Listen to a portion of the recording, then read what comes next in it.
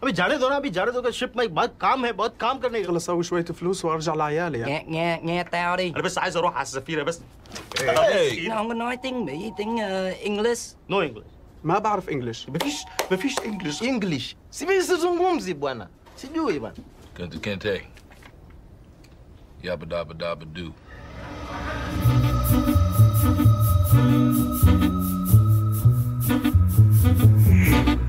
Alex Cottrell and Toby Huntingford present Caught on the Wire. This podcast is an episode-by-episode analysis of HBO's widely acclaimed TV series about the city of Baltimore, its people, and its many problems. Find more information about the show and all the episodes online at caughtonthewire.wordpress.com. Hello and welcome to Caught on the Wire. We're back once again and it's episode 3, Hot Shots of season 2. And I'm joined again today by Toby Huntingford. How's it going, Toby? Hello. Yeah, very well. Very well, just settling into the new season.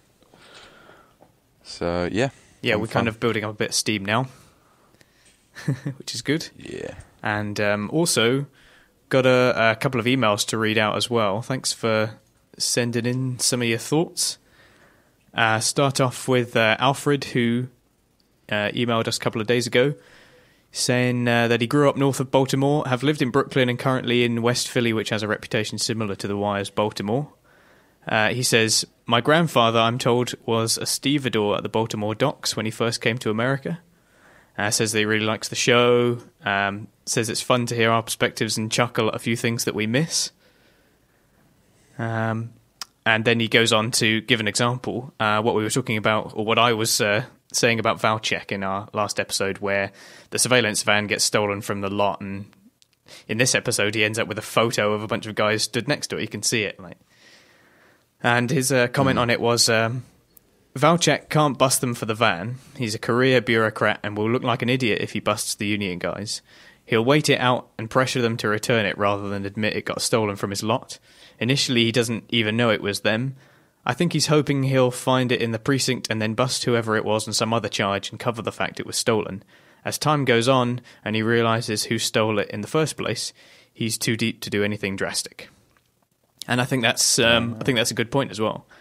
We do kind of see in this episode that when Valcheck has that conversation with Prez, and Prez is telling him all about the detail from before, we see that the only thing that Valcheck really learns about it is that he can get one up on Burrell.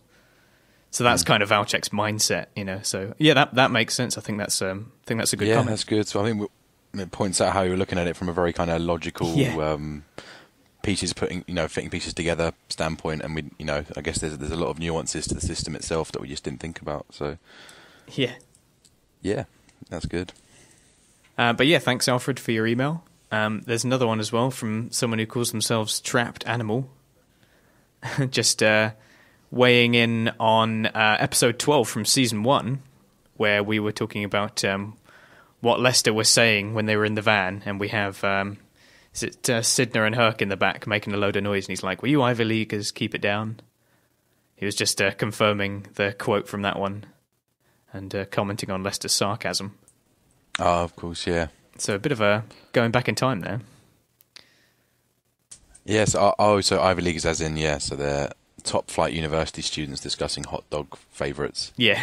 Yeah, okay. It's kind of silly that we missed that, isn't it? But yeah, we go. He was just confirming, or she, I don't know who it is actually. Yeah. He or she was confirming that it was just a bit of sarcasm on Lester's part. Ah, well, found us out. Yeah, trip us up whenever you can, guys, if you can find our flaws. Yeah, please send us anything that we miss or anything that you think that we just got dead wrong, because, sometimes you do look back at your analysis and think, nah, I was way off.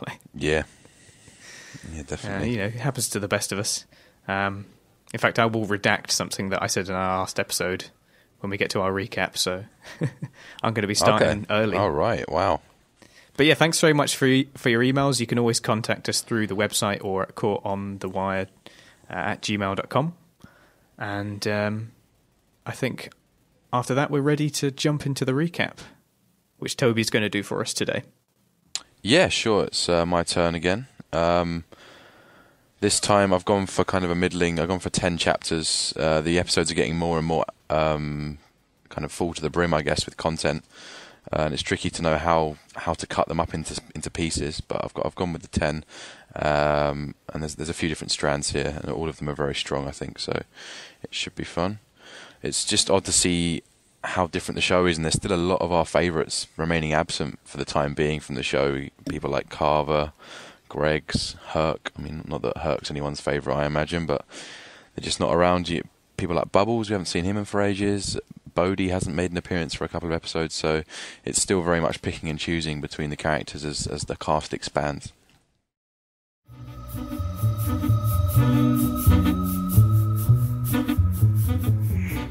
We're going to kick off, as the episode does, with Omar's strand. And I'll jump into it now. So, number 1. Omar Little is back in town with a new boyfriend named Dante in tow. They stake out a stash house to potentially rip off. They are beaten to the tape by Kimmy and Tosha Mitchell, fellow thieves.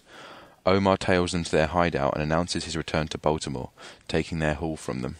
Later, the two pairs team up to scout out another stash house. When Dante and Omar are alone, Dante shows a jealous side. Omar tries to convince him he is not interested in the women beyond business. Dante insists the only way he can be convinced is to have sex with him, and the two kiss. The four later hold up another stash house, using Tosha to pose as a caring neighbour to the daughter of the man in charge. So that was kind of an interesting, isolated Omar strand. I guess, should we start with that opening scene, as we always do? Yeah, so it was reintroduced to Omar, and we see that he's got a new lover.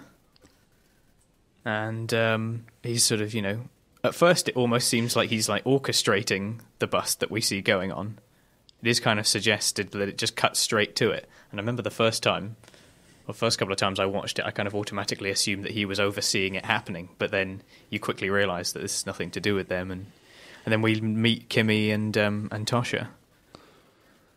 Yeah. And as we know, they go on to, form this pair of homosexual pairs, which is kind of this strange LGBT warrior kind of. It doesn't quite feel real. I've particularly Kimmy and Tosha. I never quite felt. It always felt a little bit hyper real. This strand. It was a little bit of a strange kind of.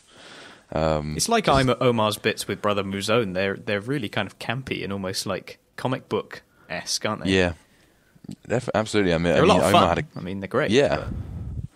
But there's something about it that just doesn't quite match the rest of it, and I've never really felt that about this particular bit with Omar and Kimmy and Tosha, but it didn't quite ride properly. I mean, the opening was very brief. Don't have an awful lot to say about it really, but I guess the main bit is when Omar makes his appearance in the vacant and kind of does a massive grandstanding sequence with a "spread the word, darling, Omar back," cocking the shotgun. So he's getting all his catchphrases in one go. So a lot of, I don't know, is that fan service? There's a lot of fan service there. He's Omar always comes back with a bang. He is this sort of caricature, I guess. Like that's kind of the part that he plays, and he's, as a character, Omar is immensely popular for it. I'm not sure. Sometimes it can be a little bit jarring against a lot of the kind of general, more down-to-earth, more realistic, kind of this gritty feel to it, and then every now and again Omar has these slightly more comical moments. Well, they're not comical, but you know what I mean, like comical in a sort of comic book sense. Yeah, definitely. So I think a lot of viewers would have been holding their breaths for the return of Omar, and they bring him back in a big way. So, it is kind of a welcome return, I suppose. Yeah, it is nice to see him again, and I think he gets better with each season, really, Omar. So there's not a lot to bring him down. But nothing really happens in this strand that's kind of huge. I mean, he comes back. Okay, it feels and then we see a kind of bit of personal relationship stuff with him, and I've forgotten the name of his new boyfriend now. Dante, that's it. So we see a bit of interpersonal stuff there, and sort of some doubts in their relationship, and I don't know.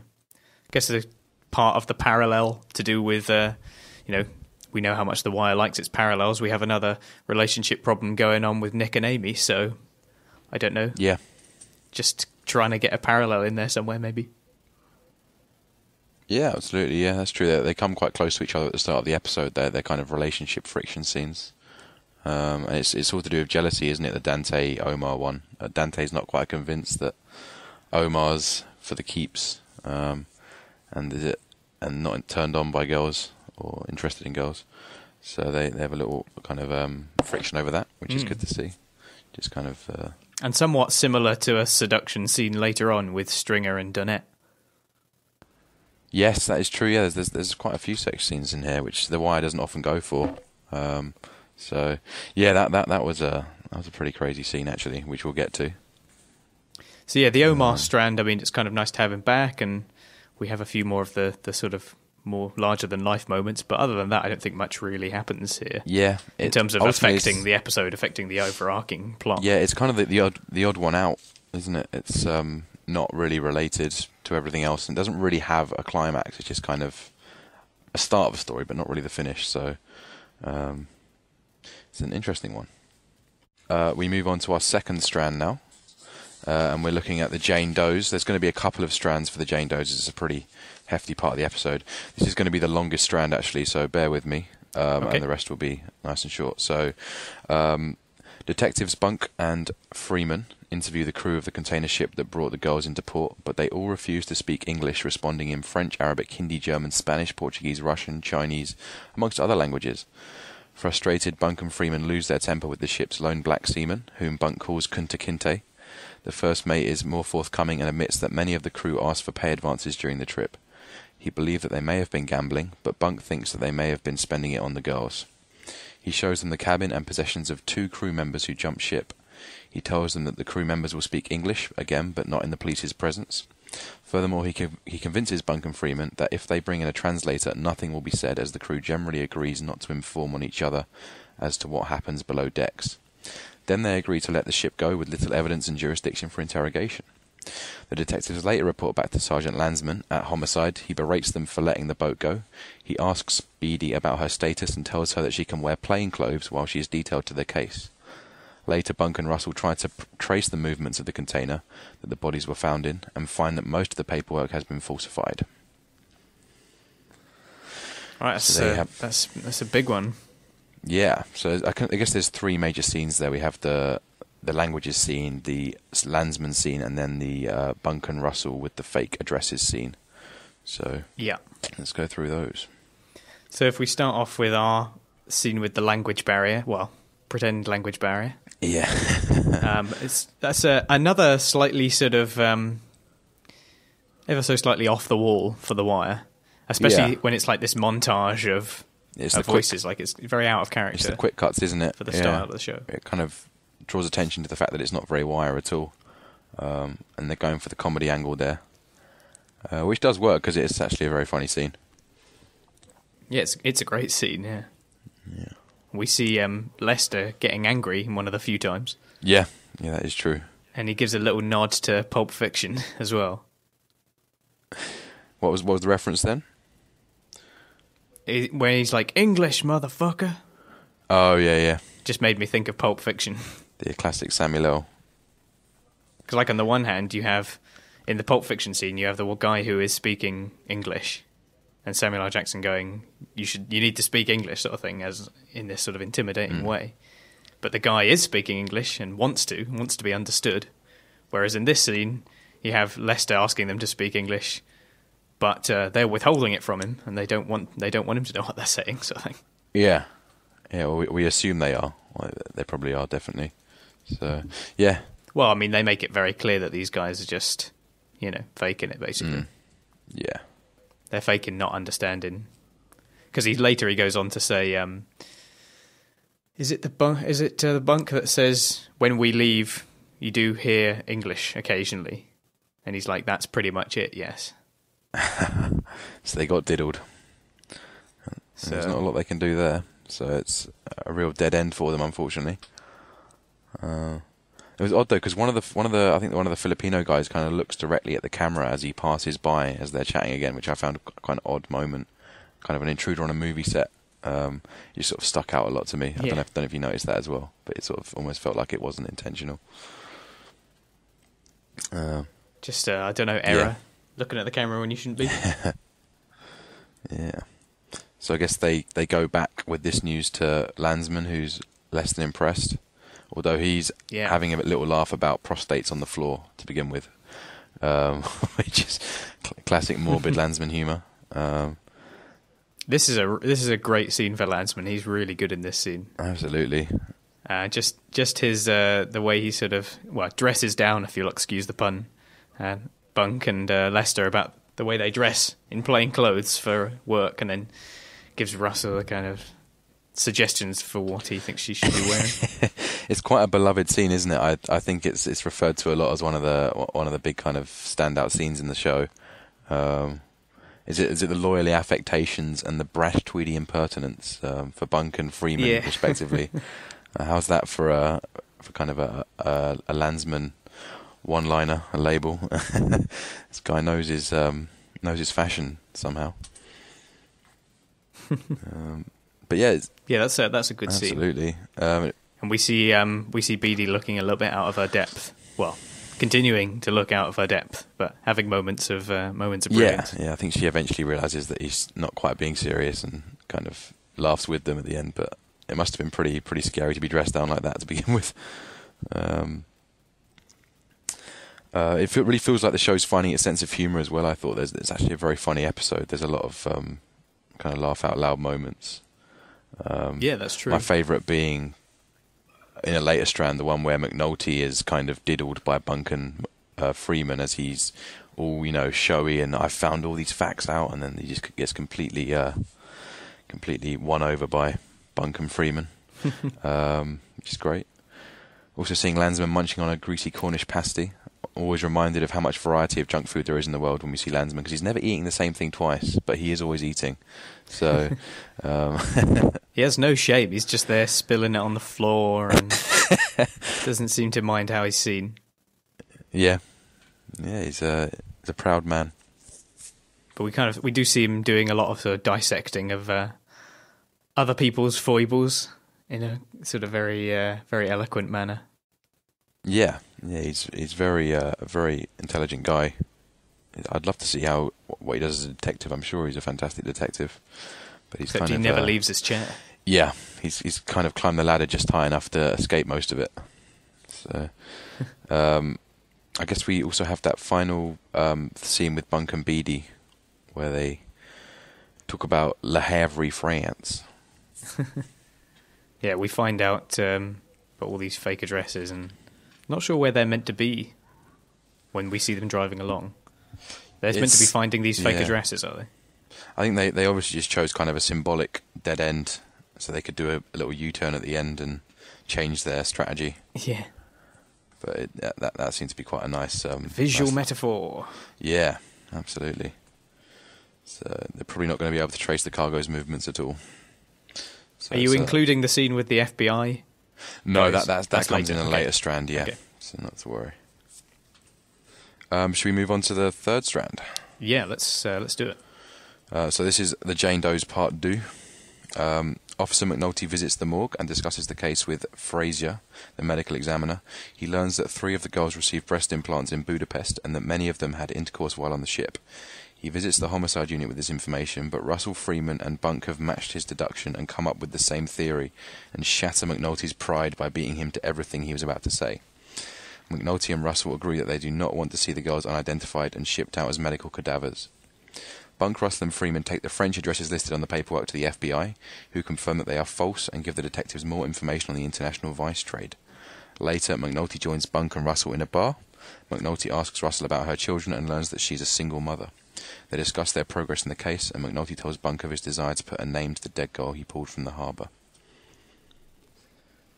Okay, so we have the first bit where we have the coroner, Frazier, again turning up for a little bit to be very clever, give McNulty some information, and disappear again. Yeah, he proves to be far more useful than your average. Are these undertakers or coroner? Coroner. Yeah, there we go. Undertakers bury people. Yeah, so the pulls for the Budapest breast implants. It's quite a good scene, though. Yeah, definitely. I love those scenes where they're just kind of working through the facts. And We have Bunk forcing a "You happy now, bitch?" unearthing a season 1 catchphrase. Although it works a lot better in this sense because they're the collateral damage now, as they talk about. It's quite nice to see McNulty's reaction as well when he hears that it's Bunk and Lester that have got the case. Yeah. You can kind of see his face and he's like, that was me, I did that. My friends bleed, I bleed too. Are you sure about that, McNulty? Yeah, he does kind of sort of ride in, imagining himself the hero as he does it. Yeah.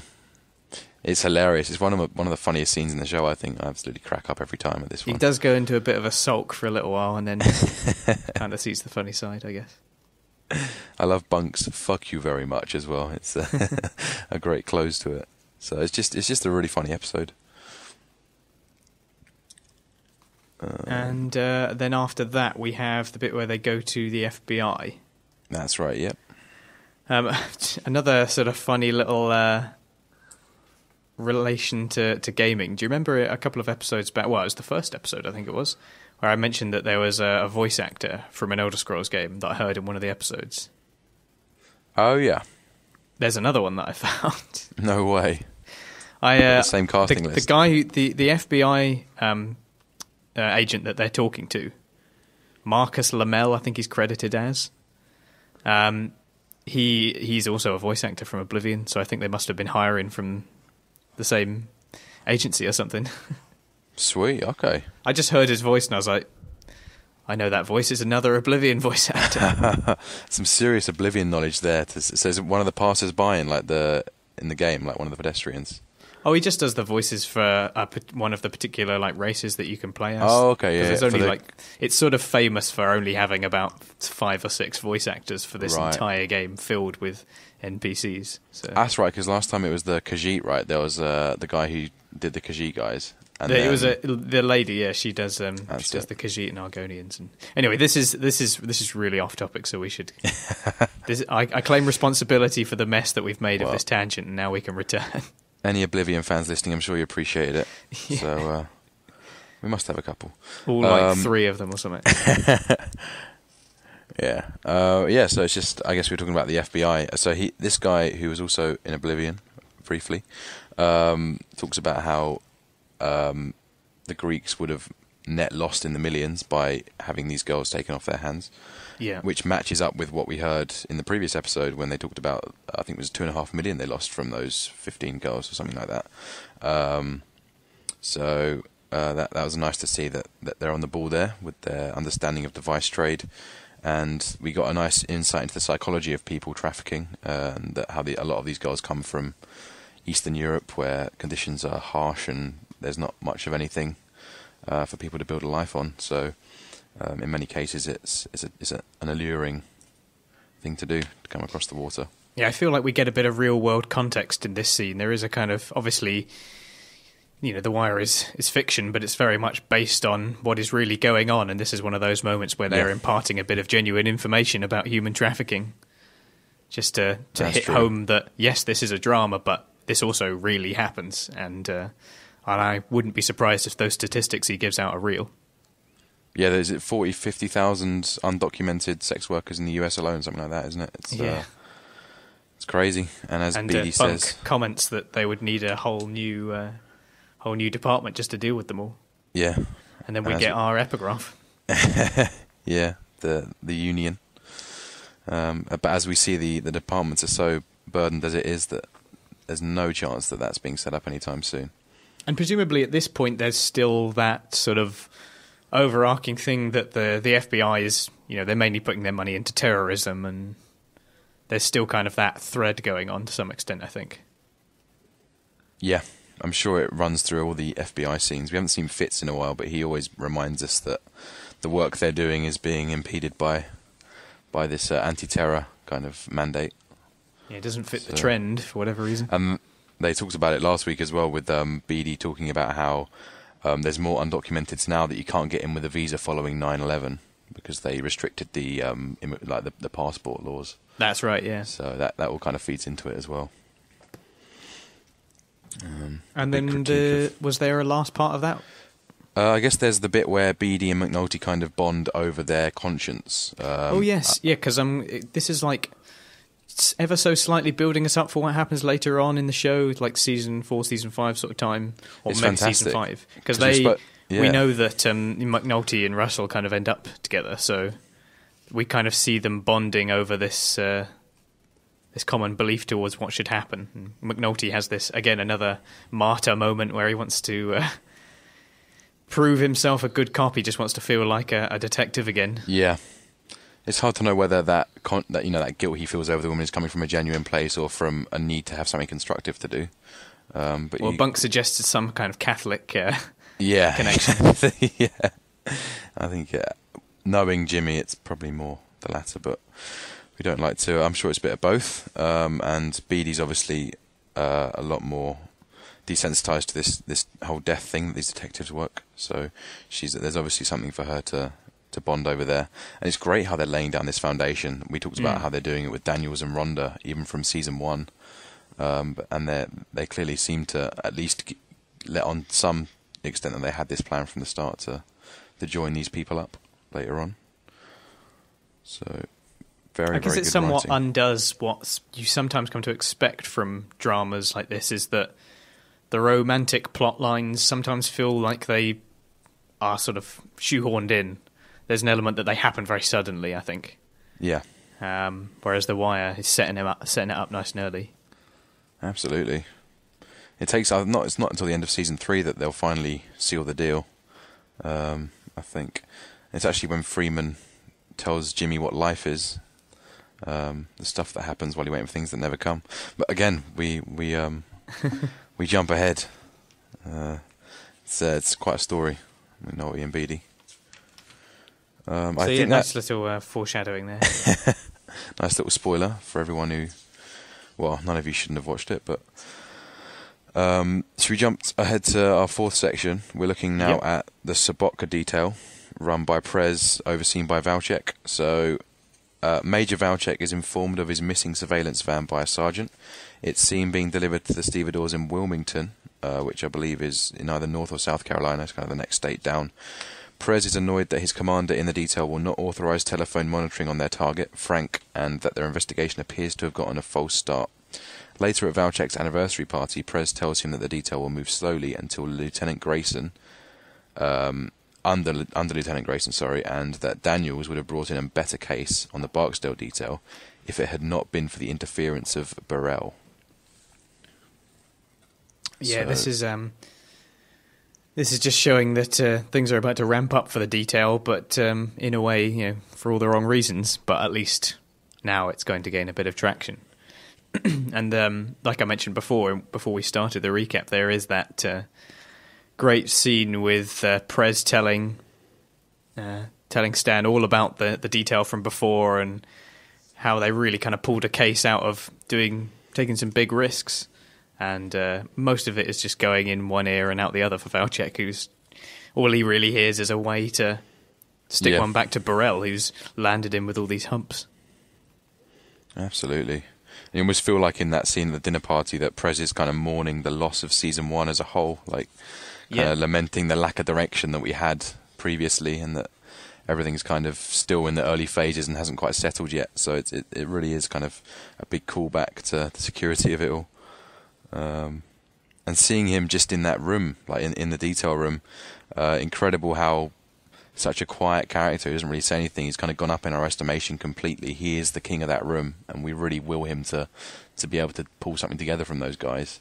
And consider, like, this time last season he was an absolute piece of shit. Like, he was at the bottom of the show, and he's suddenly risen to this level. So yes, Prez, he does start off very kind of low down our estimations, like you said, but very quickly I think he becomes quite a favoured character.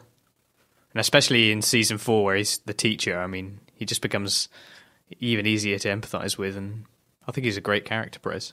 When people talk about top characters from The Wire, he's not normally mentioned, but seeing all this stuff in season 2 and everything before, like, he is just always solid, always there, always sort of learning and growing. Like he's always present, but not particularly vocal, which I think is perhaps why people don't really point him out as a memorable favourite character. But he he's immensely He's not very likeable. charismatic or anything like that. Yeah, he's not quite a Sidner drifter. He has a bit more to do than Sidner, perhaps, but he's kind of more of a background player. He doesn't really get involved in the major politics. So he's a man who gets things done. Yeah. And we see that the even van if it was... means blinding a 14-year-old child. Yeah, he's climbed the ladder a lot since then. We can almost forgive him. We mustn't forget. We can forgive, but we can't forget. No, not at all. We see that Valcheck's van was worth 120,000, and I assume that if we're going off our readers, our emailers' advice, that the conversation with the policeman about the van was perhaps faked, just so as to take the accountability out of Valcheck's hands, perhaps, but it's tricky. Yeah, I mean, I guess there's only so much of a stink he's willing to make out of it, because the issue is not that his van's been stolen. He doesn't really... This is like... We have this scene where he's like having a go at that guy, but that's kind of the end of it, really, after he kind of sees that letter and everything. So all his focus after that is on Burrell. Yeah. So yeah, I think that's a good analysis from... that was Alfred on the email. Sorry, yeah, Alfred. I'll be sure to mention you guys by name. But yeah, it's. I think that's a good analysis of it, really, because all of his attention is just on what's going on with Burrell and the humps that he's been sent. By the way, there's a great segue between three scenes on this. We have the car. They're stood in the car lot. We have Valcheck and that sergeant, and we see the car. Wait a minute, isn't it Carver? No, it's not Carver. I swear we see Carver in this episode. No, it's just it's another black officer from the southeast, but it's not Carver. All right, okay. Well, so we see this police car go past as they're talking. That segues into a lorry going past at the docks at Wilmington, and then they're putting this sticker over, and then suddenly we see Frank Sobotka. We see the photo that Prez is holding in the detail office. So the reality becomes the photo. It's one of those transitions. Yeah. Yeah. Okay, that's cool. So it's like a nice segue between them. These kind of related points. The car passing to the lorry to the van that they're talking about. Then from a kind of profile shot straight to Frank Sobotka. It's some really nice cinematography and editing. It's good. And it really makes a long story short as well, doesn't it? Kind of tells us the whole thing within 10 seconds. Yeah. Which is good. So yeah, no, it's a very nice way of transitioning the scenes out. Does that cover everything? I think so. Yeah. We now have a second bit about the Sobotka detail. So unless you want to say any more about the bits with Burrell, unless that's later on. That is coming. Not to worry. Okay. So, Valcheck is prompted to visit the detail offices when he receives photos of the missing surveillance van, which we've just discussed. He finds the detectives playing poker and the lieutenant missing. Enraged, Valcheck tracks Burrell to a fundraiser where he's awaiting the vote as police commissioner. Valcheck regards the detectives that he has sent by stating, "They couldn't catch the clap in a Mexican cat house with a fistful of 50s." Burrell attempts to quiet Valcheck down, who then claims he'll tell the 1st District to vote against his nomination for commissioner, in addition to other politicians he knows. Valcheck then claims Burrell's quest for commissioner will be made uglier than he wishes for it to be unless he complies with his request for a real police detail. He then forces Burrell into assigning Daniels to the Sobotka detail, claiming he can make Burrell's life hell with all of his City Hall connections for non-compliance.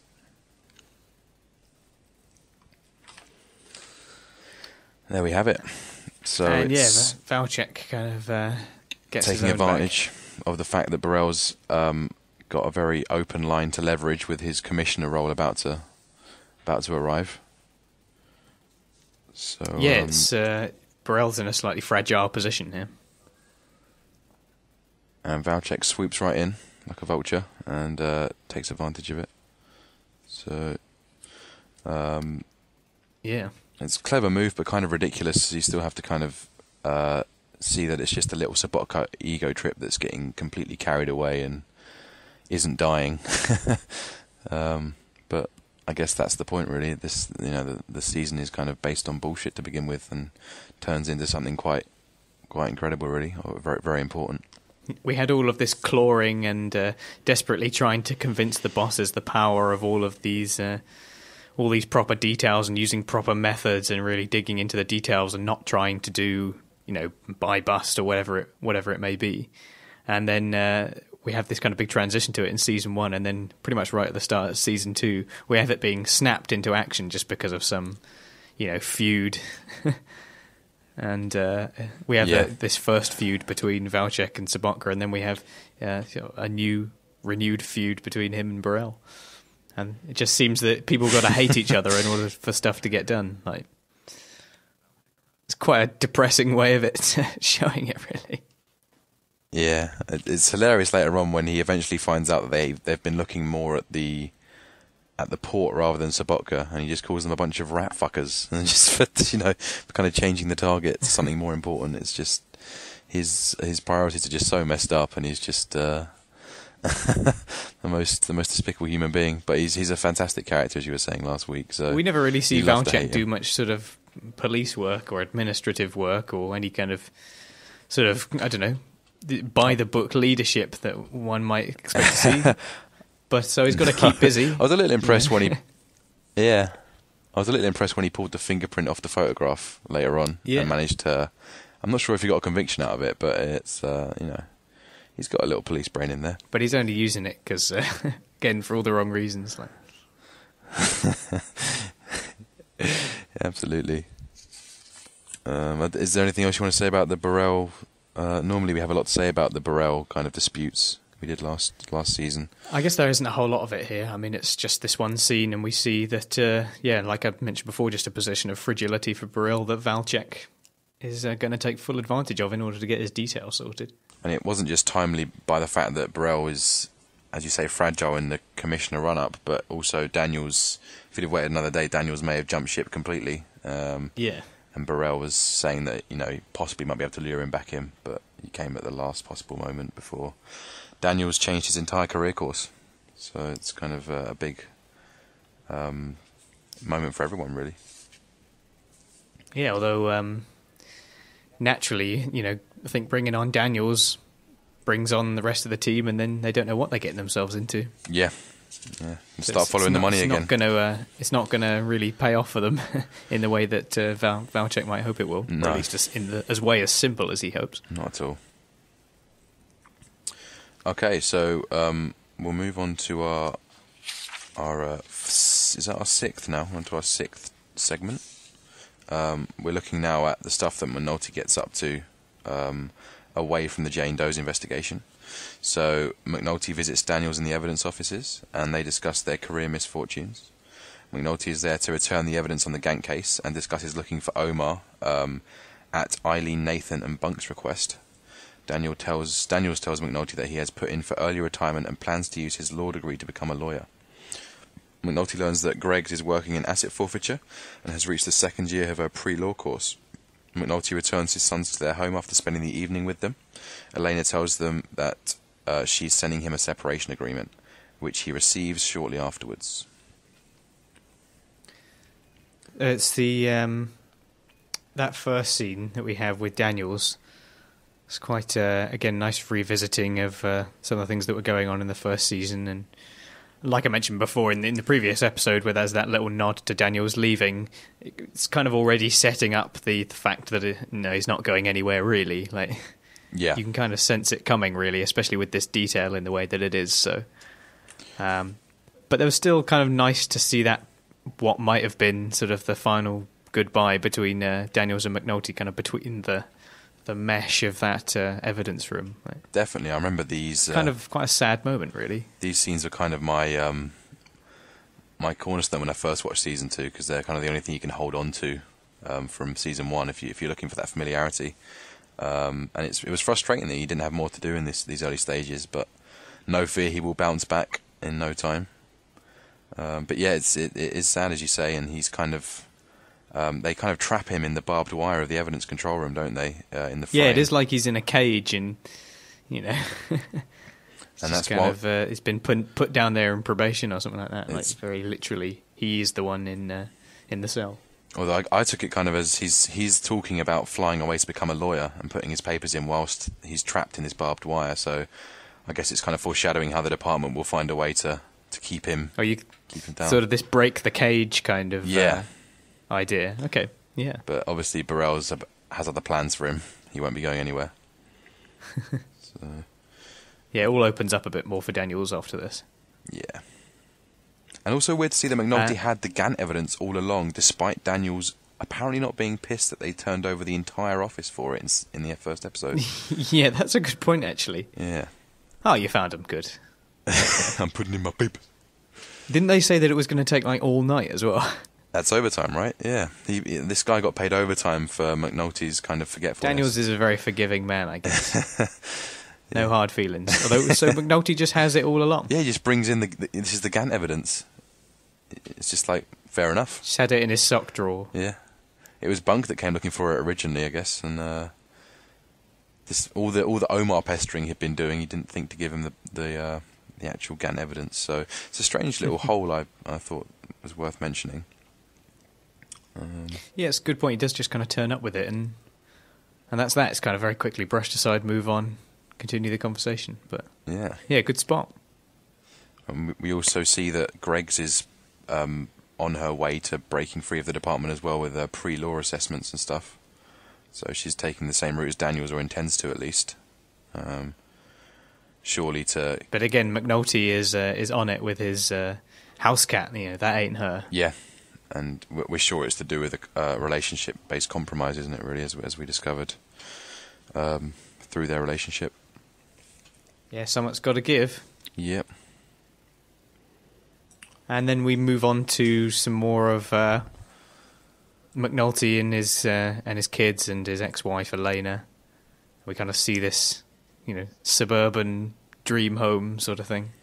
It's very, I don't know, very homely idea. Yeah. Oh, it's a school night. Come inside, like you know. You feel like the stability of that house is kind of creeping out and hurting Jimmy, I guess. He's not welcome. And the door gets shut, and he's kind of framed by the window pane in the door. Another trapped framing, which this time it kind of isn't ironic. He is genuinely trapped in. So yeah, it just it must hurt Jimmy a lot, and the settlement agreement arriving, a depressing homecoming. So, and there is this sense that like he's still rejecting the idea, really, because he gets the settlement agreements later on, and he doesn't really bother to read it. Just kind of throws it on the floor. Yeah, I don't think he ever comes back to them, does he? So I think Elena's very annoyed at him later on for it. He just kind of refuses to accept it, really. Like, yeah, no, this isn't really happening. Like, so I think next episode he tries to rekindle with her, as he said he'd do with he said to Rhonda earlier, which goes well to some extent. I think they have a fuck for the road, don't they? Again, we're jumping ahead. But I guess it's one of Jimmy's missions while he hasn't got anything to do that's constructive. You know, find out the identity of this cadaver and try and build things up with his wife again, just to fill up that emptiness that he's got. It does seem that, especially in relation to him wanting to find out, you know, at least one of the girls find out what happened to her and where she's from and everything, that spending all that time on the boat, he just wants to feel like a detective again, basically. Yeah. And that's that obviously explains his job doesn't really keep him mentally active in the way that he's normally expected to. He wants to be sort of really high functioning and, you know, showy in that sense, that he wants to show everyone what he can do, and he wants to get involved in complex ideas and solve them just to kind of prove that he can. Like, as we saw with that the scene with Bunk and Freeman. But his ex-wife is one problem he just can't solve. Yep. It is that kind of that idea, you know. Absolutely, she gets quite a lot of cliched suggestion, I know, but it's good. I like they don't dwell on relationship issues in The Wire, but the ones that are there are quite refreshing. A break from all the police stuff, and Elena gets quite a lot of screen time in season 2. Which there's a lot of relationship stuff in this episode. Yeah, all sorts. Not least mentioning Nick and Amy. We have Omar and Dante. We have Stringer, McNulty and Elena. We have Stringer and Donette. And D'Angelo is part of the triangle, I guess, now. So, there's quite a lot when you think about it, really, yeah. Oh, and we have isn't it Stan Valcheck's and his wife's anniversary as well? Oh, yeah. They're having a happy moment, at least. Yeah. The worst of all of them is having the happy moment with his partner, and everyone else is in trouble. That's not a coincidence, I'm sure. Yeah. Yeah, that is very true. Although we don't really know what their home life is like, but No. at least for that evening, I'm sure they were happy. I'm sure Stan Valcheck is a very tender... A loving husband. And a very, very tender and loving man. Yeah, I'll keep that idealised view in my head for the time being. Until there's poisonous view of the man, I'm sure. A new season might reveal otherwise, but until then, he's a nice guy.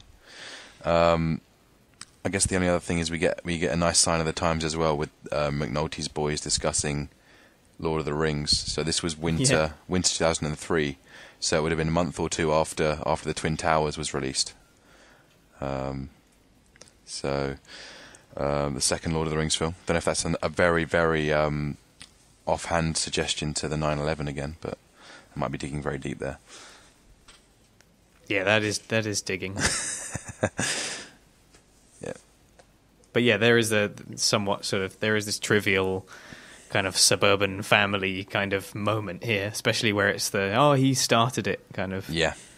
You know, The Wire kind of has its one moment of this, really. The dick breath. Yeah. Right. And then, is that it for McNulty? Yeah, that's it for McNulty's little strand. We've got 4 left now, so we'll move on to the... Sorry, 1 second. We'll move on to the union business with Sobotka. So... Frank Sobotka meets with a checker named Ringo who's having trouble getting work to live on. Sobotka sends Ringo to Dolores' bar and tells him to order a shot and a beer on him. When Ringo arrives and uses Frank Sobotka's name, Dolores gives him a bundle of cash. Ziggy is there to see the exchange. Sobotka attends a political evening at Father Lewandowski's church with his lobbyist Bruce DiBiago. He is complimented on his presence by District 7 Councilman Bobby, who's promised his support. DiBiago pulls him aside and tells him that he needs to focus on the people who may not support them. John Carter, Lisa Tobin, and Clay Davis. In particular, he says that Davis has taken 40 grand of contributions from them and still not made any promises. Sobotka is outraged, but is forced to make nice with him to court his support. So... And if we start off with Ringo... Our down on his luck stevedore, he wants to move to another union. Yeah. We kind of see Sobotka's, we see Frank's generosity, and he's looking out for his people, and Ziggy's kind of there watching, possibly feeling that his father is kind of spending more attention on keeping his union guys afloat than his own son, you know. Yeah. But then on the other hand, you could ask if we've shown that Ziggy is meant to be working there and he's not done a very good job, and there's the sense that he is kind of, no matter what you get him to do, he kind of manages to mess it up. That it's a difficult position. But on the other hand, this is one of the few times where you really do have to sympathise with Ziggy early on. Yeah, I think it was very Ziggy, on Ziggy's side, this scene. It was certainly split emotions. Dolores and Ringo applauding Frank for being a good man, and Ziggy kind of only feeling his neglect stronger, perhaps. Yeah. As he does nothing to help him out, or thinking back on it, it's weird how little contact they have, Ziggy and Frank, considering they're set up as father and son figures. But I guess the show's clearly making a point, and eventually there is a kind of a build up to a big heart-to-heart they have, I think, about halfway through. So. I guess it's a nice way to add depth to both Ziggy and Frank, and give them some flaws. Not that Ziggy needs any more flaws, but... Yeah, you're right. I mean, the show doesn't really hold back in establishing the disconnect between Frank and Ziggy. Like, they barely interact all that much. Yeah. At the opening of the seasons, there's just a couple of scenes, and they're not all that positive either. So Nick's almost their go-between, isn't he? He's their chaperone. Oddly, so. Yeah. And then we have Frank heading off to get these meetings that he finally wanted to have. He's paid his money for. Yeah, I guess... We see and Clay Davis back again. Always love to see a bit of Clay Davis. Very small amount, very brief. So, I don't think there's any other. Are there any other familiar faces at that? no, meeting? I don't know if we see any of those people again. There's names mentioned. Yeah, there's names mentioned, but I don't think we're meant to know who they are. Clay Davis is our go-to contact. And we all know that Clay Davis will keep on stealing and will probably never actually address Sobotka's problems. But Clay is forward and says he hopes that it will continue, the support they're showing him. So, oh dear, slimy character. And presumably Frank is thinking about the amount of money. You know, he's already fronting quite a lot of money as it is. I'm sure he's aware of that. Like his alarm at the 40,000 to Clay Davis. So, yeah. You know, is he going to have to go that high? And what else is it going to cost him? And well, we know exactly what it costs him. But. And you sense Frank is a character that really has trouble kind of suppressing his emotions. He's very much a guy who kind of wears his heart on his sleeve, and must have been so difficult to go and kind of sucker up to this kind of politician guy. So you really kind of feel the pain for him. And the 40k just sitting in his hands. Yeah. Well, he doesn't really get a lot done with Clay, does he? I mean, no, I don't think Clay ever actually responds to him. They have a kind of kind of moment, hey, and that's partner. about it, really. Yeah. We both know that there's a certain element of conspiracy going on in this scene. That's it. But that's kind of it, really. That's all we see. I guess the main thing we learn about kind of Frank's strand in this episode is that the money has a long-term and a short-term function. So it goes to his minions in need, which is a really good way of upping our love for Sobotka if we didn't have enough for him already, and add some extra dimension to him. But it also has the long-term plan of keeping the Union intact. Yeah, well, it's more of that man of the people kind of element to him. And then in this episode, we see it in straight-up cash generosity, you know? Absolutely, and you sense that he doesn't mind if he wants to leave the Union. He's willing to give Ringo some money as well. Like, yeah. So. And you sense that Frank understands that he won't be able to fix the Union without losing some personnel. So he's clearly devised this kind of cash Dolores packets as a way of kind of stopping that if possible, and it seems to be doing the job well. And then that's about it for that strand, I think. Yeah. We now move on to Nick's money troubles.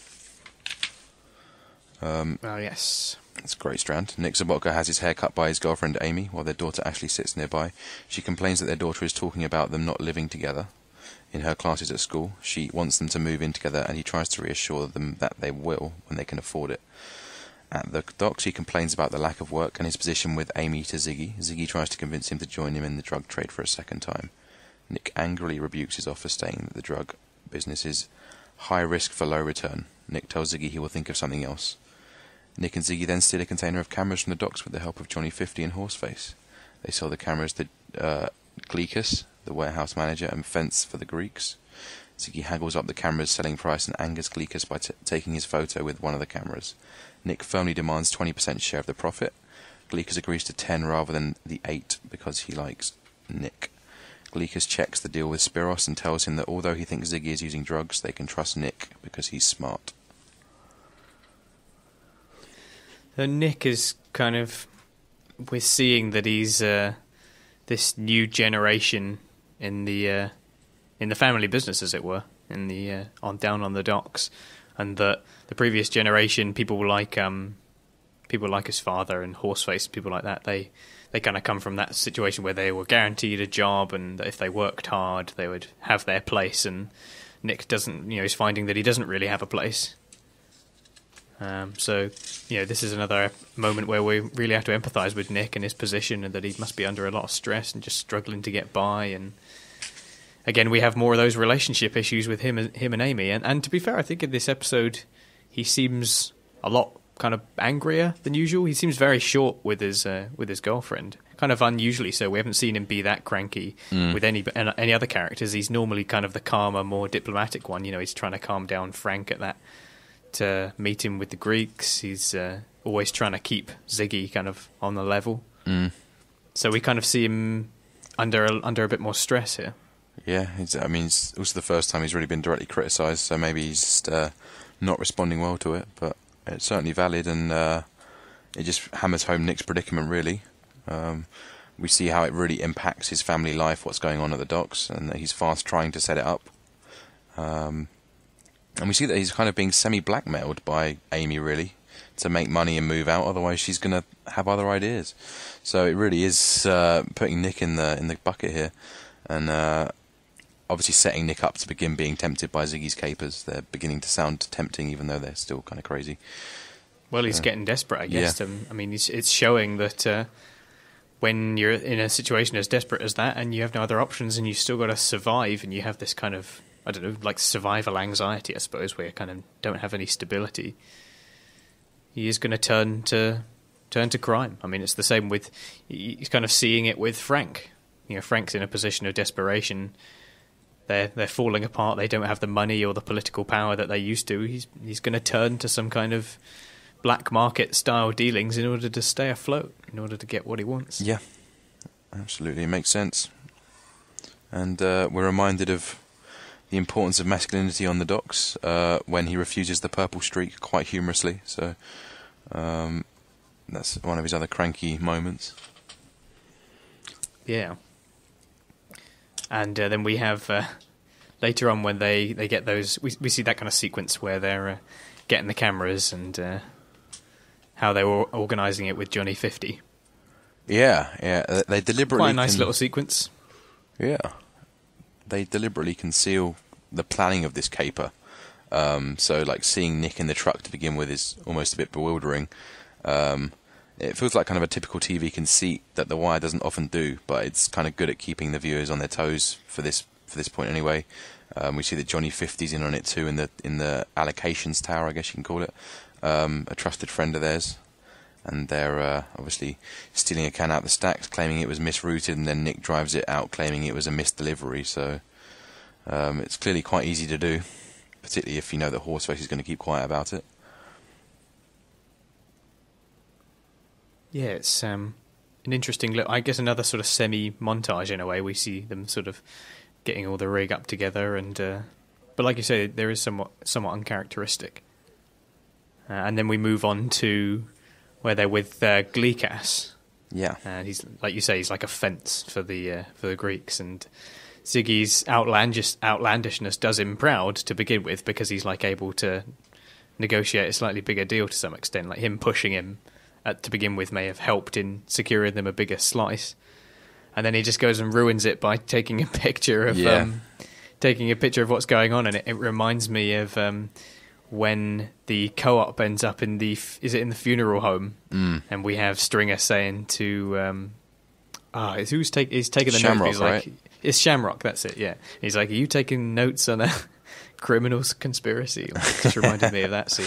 You did so much good work, and you ruined it at the end. To be fair, yeah. I didn't think that Ziggy. I appreciated his Kodak moment. To be honest, it was laugh out loud funny. It's funny, but I mean, you know, you're literally taking a photo of. It's pretty damn incriminating. You're playing with the devil. No wonder he threw it out his hand and broke it to pieces. But yeah, I was just I was impressed by the tech. I remember seeing one of those like brand new digital cameras when they first came out in 2003. So it really big lumpy thing, isn't it? Crazy. It's like thinking back to that. It's a real sign of how old this show is, because I was a very young boy back then.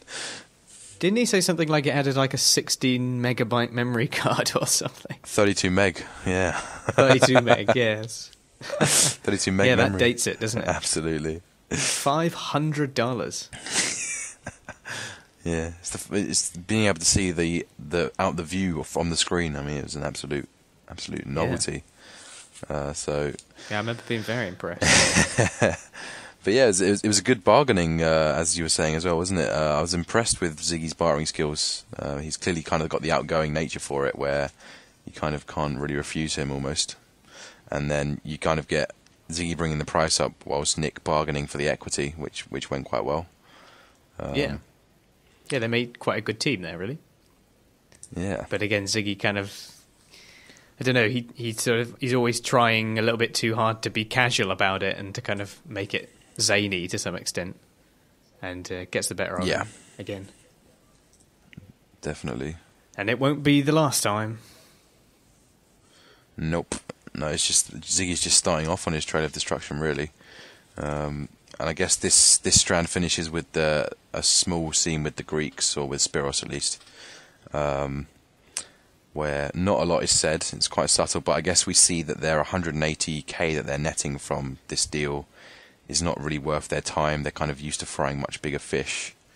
But as Spiros learns that Nick is behind the deal, he kind of wants it to go ahead and do it kind of out of he has a father-like respect for him and his ambition, I guess. So they go ahead and do the deal, which is saying quite a lot considering he's always with Ziggy, who kind of will do anything he can to undo that trust. So that's that strand as well. Yep. On to the next one. Okay, so we have two more. The first one is our Barksdale strand. So Stringer Bell visits Donette to ask her to visit D'Angelo at the prison. The two flirt throughout the discussion, and once he's delivered his message, Stringer kisses and undresses Donette. Stringer, Country and Shamrock discuss shares as they tail Tilghman, who is the CO at the prison. Country asks why Stringer is selling his shares in phone companies, and Stringer tells him that he saw Poot with 2 phones, a sure sign that the market is saturated. Later, Tilghman meets with Butchie, and they place bets on his dog catching rats. Afterwards, Tilghman buys a package of narcotics from Butchie. Country and Shamrock watch him receive the package and make the connection. On Avon's orders, Stringer contacts Butchie and asks him to supply Tilghman with a bad package the next time he comes to him for narcotics. Butchie is reluctant but agrees when Stringer uses Avon's name and promises compensation. Shamrock sits in Butchie's bar as Tilghman picks up the package.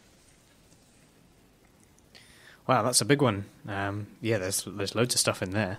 So if we start off with what was the very first bit that we had? We have them in the we have Donette and Stringer. That's it. Yep.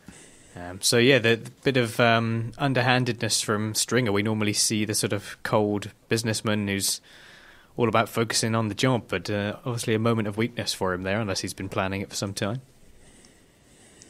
Absolutely, yeah. It's he came in with a mission by the looks of it. So it's kind of I found it pretty horrible to watch, really, particularly when they zoomed over the photos of D just to give us a nice reminder of everything that's at stake. And not that their relationship's salvageable, I guess. I think that they've already kind of lost all the intimacy that was available, but String really nailed 2 birds with 1 stone, getting, convincing Donette to go and take his kid by the prison, and getting some fun out of it as well. He's just such an alpha male in this scene. I mean, the size difference, the way he eats Donette's face off by the looks of things. So it's a real statement for Idris Elba in this scene. Yeah, it's interesting that they kind of these scenes where we kind of have these intimate scenes. We have another one with Dante and Omar earlier on, and they do, in a way, sometimes in a way they kind of outstay their welcome to some extent, if you get what I mean. Like the voyeuristic element of the show does have us kind of creeping up on people and being this kind of fly on the wall scenario, and here we have these kind of moments of intimacy that are, I don't know, feel a bit longer than what you normally get in TV shows. They do kind of linger. So yeah, I thought that was an interesting moment, and yeah, moment of weakness from Stringer, and taking advantage, and clearly, I don't know, thinking about D'Angelo on a purely functional level. Just keep him on side, don't let him be the threat. I guess that's where his business senses continue to tick underneath all the time. Yeah.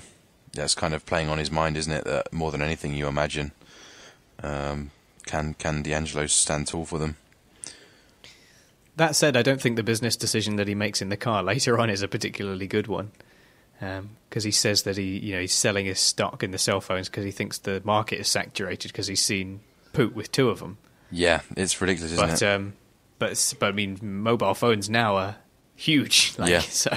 But he's kicking himself for that one. I think as much as you can never doubt that Stringer's a great businessman because of the way he plays it, a lot of his economic talk kind of comes across as a bit dumbed down and ham-fisted, I find. Like, as you were saying there with this case, Poot's got 2 phones, so the market's saturated. Really? And then, he's kind of just explaining inelastic products, and it somehow felt a little bit clunky, I felt, when he was explaining it. But I have to admit that the one in season 3 where he talks about Microsoft, I think it's intentional. Excellent. Yeah. So I guess these Barksdales aren't going to know anything about economics in the slightest, so he does need to dumb it down for them. So Well, I think it's more that it's showing that he's, he's gone to these classes and gone to these night classes about economics, and now maybe he thinks he knows it all. He kind of sees himself as above all of these people that he's around. He's been to class. He knows about the business. They don't know anything. We see this kind of scoffing on his face as he's talking to them about it. Oh, they don't understand. But in reality, he's not it's not like he's done an entire economics degree. Like, he did some night classes, and like I said, the decision that he makes with the phones is a pretty bad one, to be honest, and based on very, very simplistic views. I mean, I'm no economist, but that doesn't seem like a sort of sell now. Like, I've seen someone with 2 phones. I'm going to sell all my stock, Let's just think about all the burners that turn up next season. So yeah, exactly. Yeah.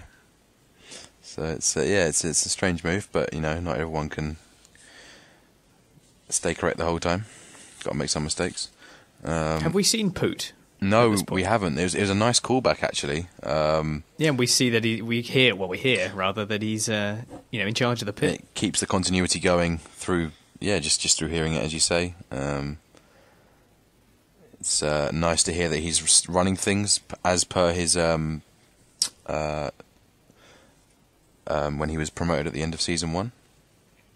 And we will see him again at some point. Bodhi's been very absent as well, so we do have to kind of hold on to anything we get in the Barksdales. I guess they're focusing much more on the big decisions now that Stringer and Avon are making. That's all the time they have, really. And so the next bit is where they start tracking Tilghman, and they make sure that Butchie gives them the bad package. Yeah, and this is obviously the introduction of Butchie, who's actually a pretty cool character, really. The observant blind man.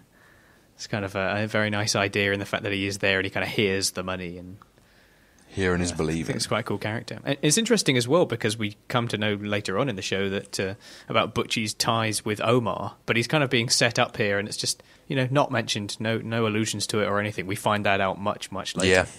Yeah. I think he's put forward as one of the big kind of old school West Side loyalists, a big kind of proponent of the old ways of Prop Joe's sort, which is why he's so reticent to really spike Tilghman's package. But it's only out of respect for Avon, who still runs the West Side, that he begrudgingly accepts it. So we see that he's a man with a lot of honour. Yeah. Yeah, it's a nice introduction, and we see that Tilghman is smuggling things in as Nick and Ziggy are smuggling things out of the docks. So we have another little parallel there that the show. Interesting scene with Tilghman where he's in that car park and there's kind of the shot of all the cars, and it just keeps going and going and going and going across this car park, and eventually we land on Tilghman in his car with the spoilt product. Yeah. Don't know why he's planting the coke in a busy morning car park and holding it up above the line of the windscreen so we can all see it. Yeah. But he's got a lovely house that they were staking out. He's got all sorts of table space in there to do it, I'm sure.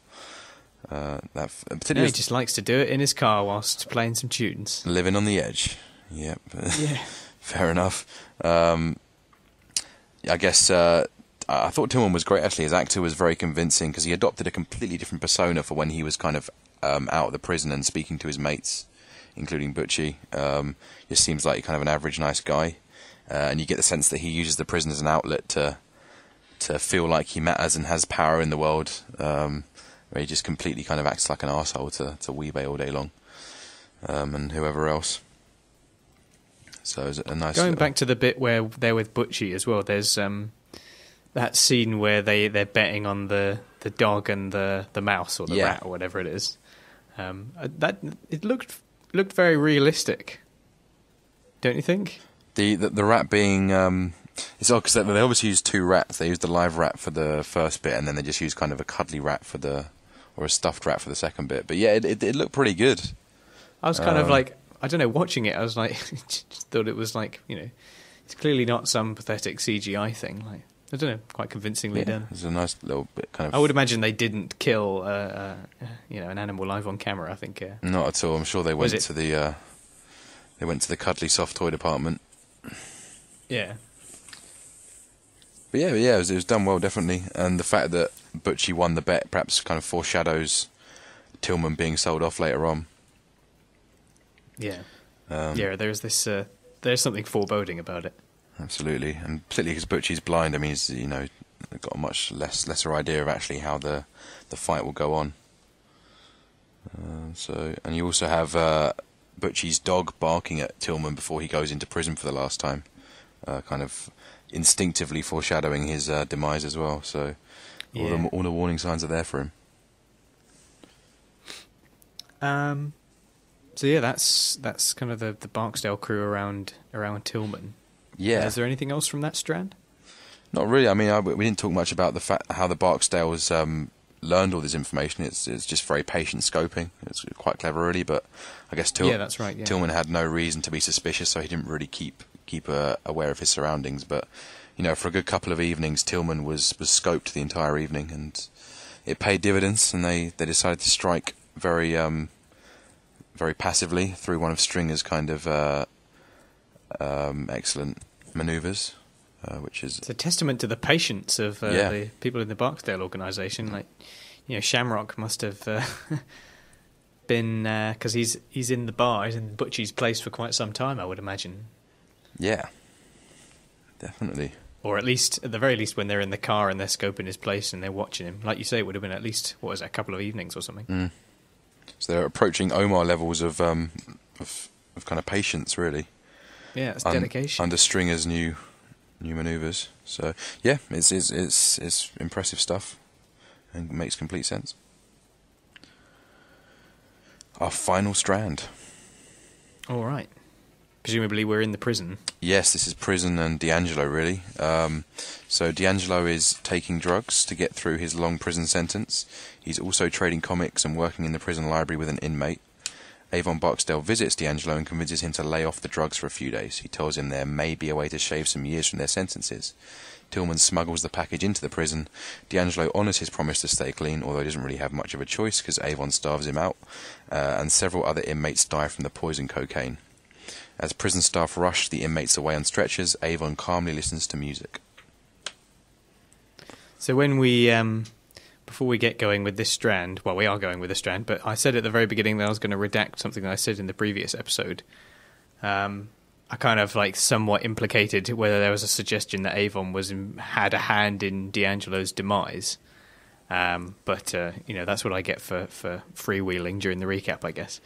Because it's obviously very clear. I just basically remembered it wrong, because it is very clear that Avon is not involved. He is, he says so himself, it is always about family. He is just trying to keep it all together.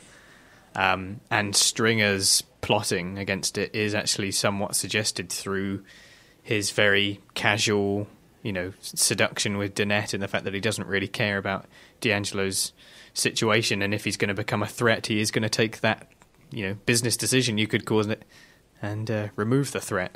But yeah, I remember it wrong. I do remember that in the later episodes it's Stringer that hires someone to get it done. Absolutely. So yeah, I redact that comment implicating Avon. Can't fault Avon for his family loyalty.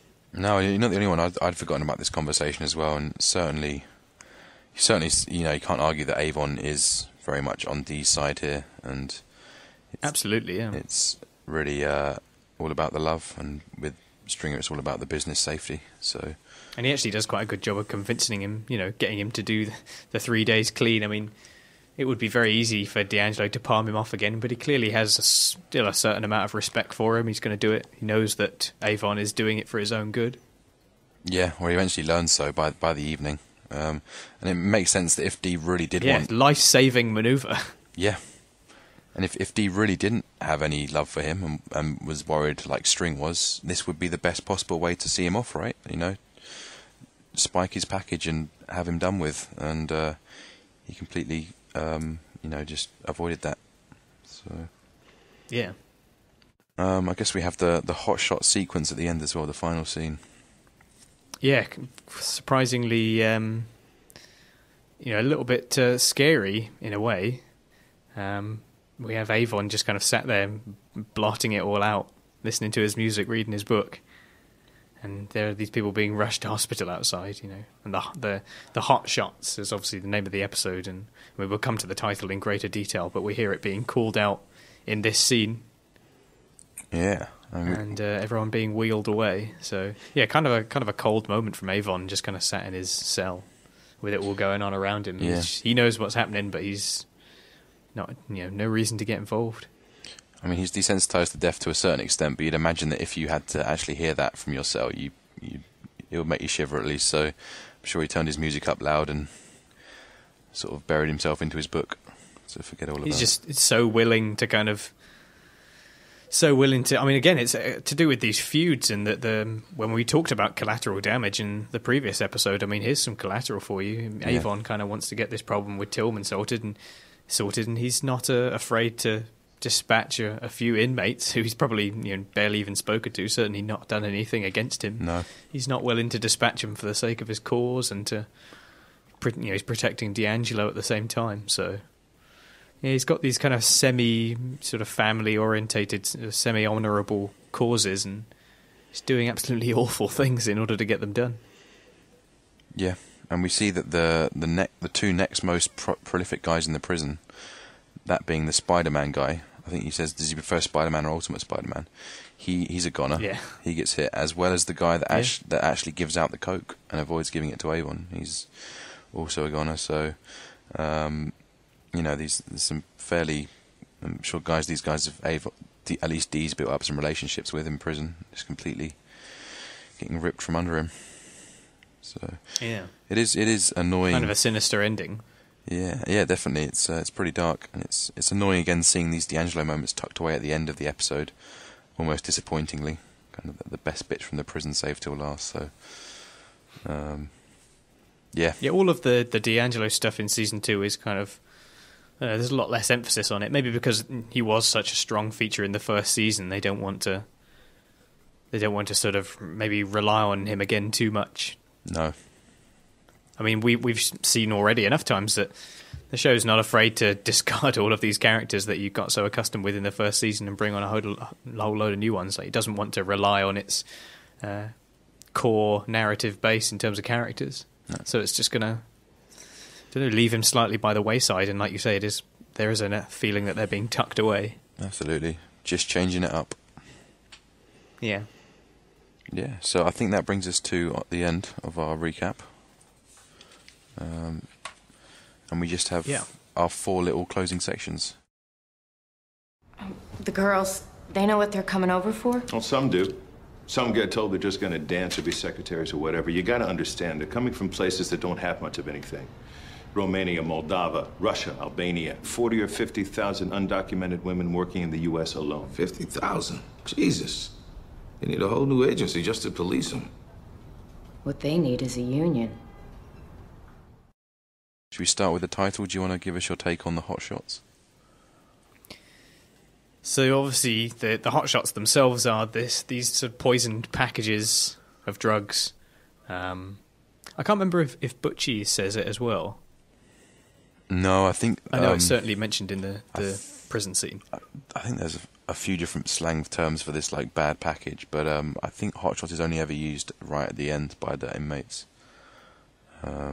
But I know that it is like a reference to this sort of spoiled package. If you wanted to the drugs off someone, you kind of they were sort of so called hot shots. That's it. Yeah, the poison spike drugs. Yeah. But I think it's also suggesting that I don't know.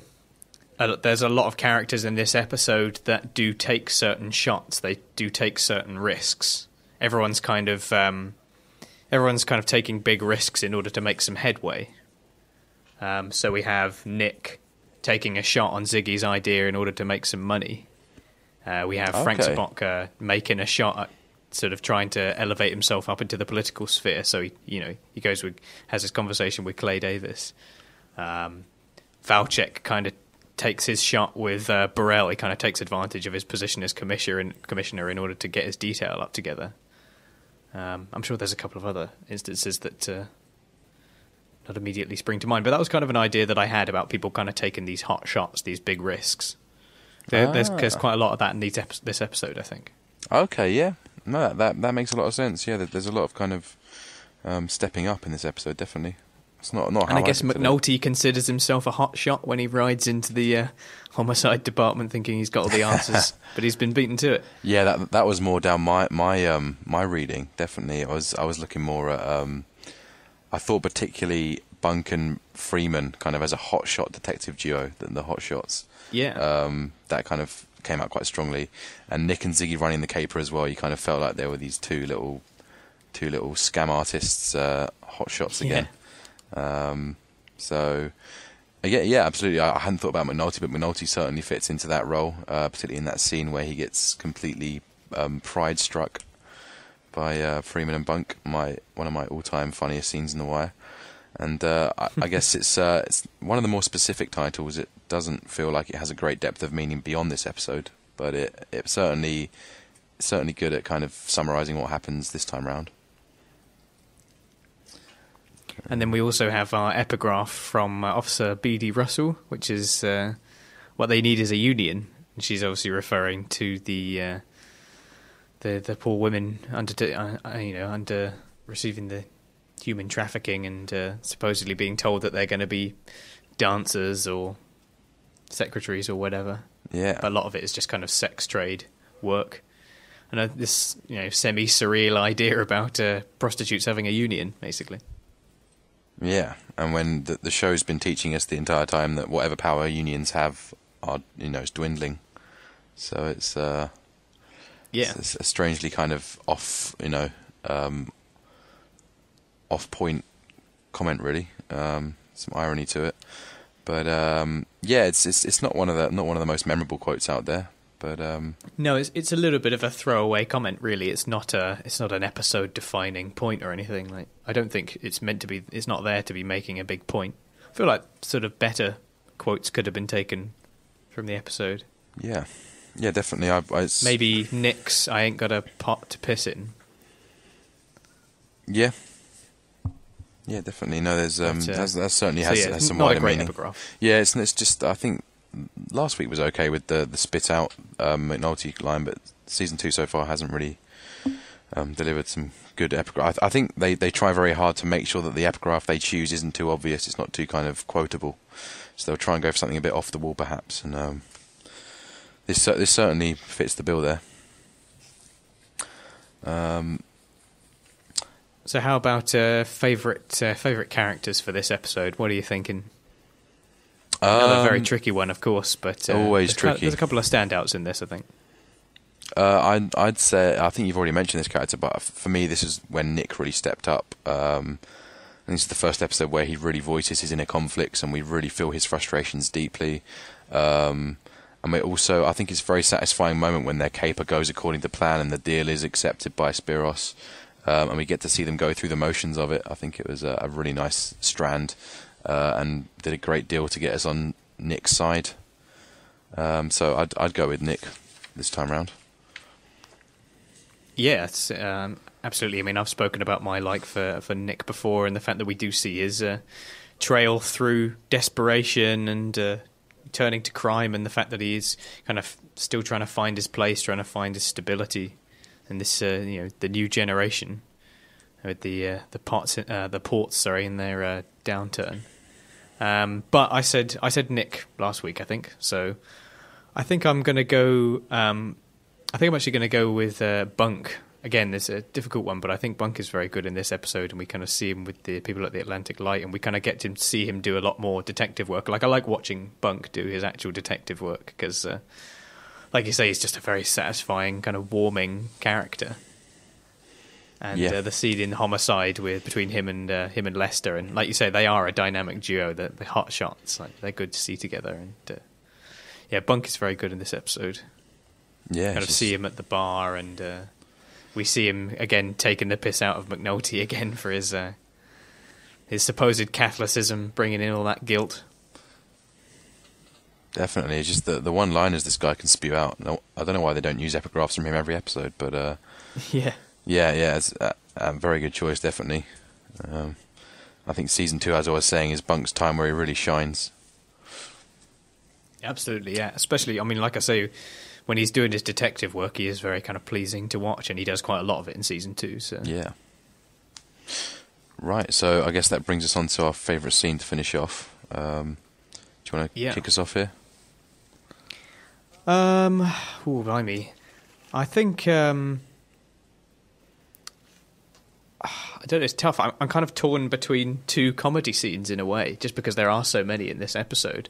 Kind of torn between the opening one with the language barrier, just because it is so off the wall and all of these different languages, and Lester and Freeman getting very frustrated.